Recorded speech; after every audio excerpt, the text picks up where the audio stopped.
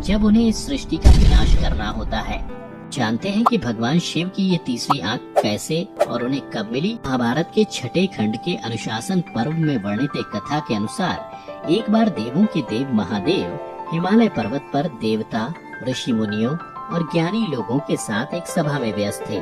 उधर जब काफी देर तक माता पार्वती को महादेव नहीं दिखाई दिए तो वे भी हिमालय पर्वत पहुंच गयीं। वहां पहुंचकर जब उन्होंने अपने स्वामी अर्थात महादेव को एक सभा में बैठा हुआ देखा तो उनके मन में मजाक करने का विचार आया।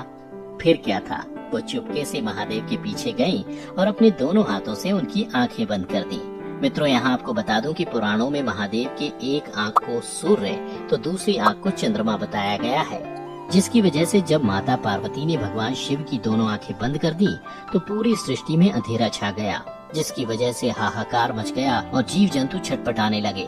तीनों लोगों की ऐसी स्थिति देखकर भगवान शिव विचलित हो गए और उन्होंने अपने माथे के मध्य से एक ज्योति पुंज प्रकट किया, जिसके बाद पूरी सृष्टि में उजाला हुआ।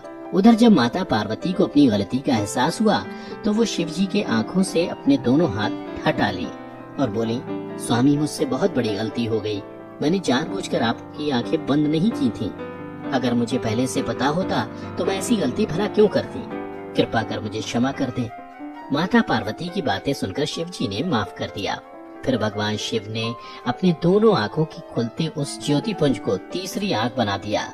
उसी दिन से भगवान शिव के 3 नेत्र हो गए और वे त्रिलोचन के नाम से जाने जाने लगे। उसके बाद से भोलेनाथ हमेशा अपनी तीसरी आंख को बंद करके रखते हैं, क्योंकि जब शिव जी की तीसरी आंख खुलती है तो फिर विनाश होने से कोई नहीं रोक सकता। भोलेनाथ ने जब जब अपनी तीसरी आंख खोली है तब तब सृष्टि का विनाश हुआ है। या फिर ये भी कहा जा सकता है कि भगवान शिव अपनी तीसरी आंख अधिक क्रोधित होने पर ही खोलते हैं।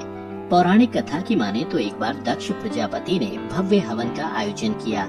इस हवन में उन्होंने भोलेनाथ और माता सती को न्योता नहीं भेजा, फिर भी माता सती वहां पहुंच गयी। हवन के दौरान वहां देवों के देव महादेव का अपमान किया गया। तब पति का अपमान होता देख माता सती उसे सहन न कर सकी और उन्होंने आत्मदाह कर लिया।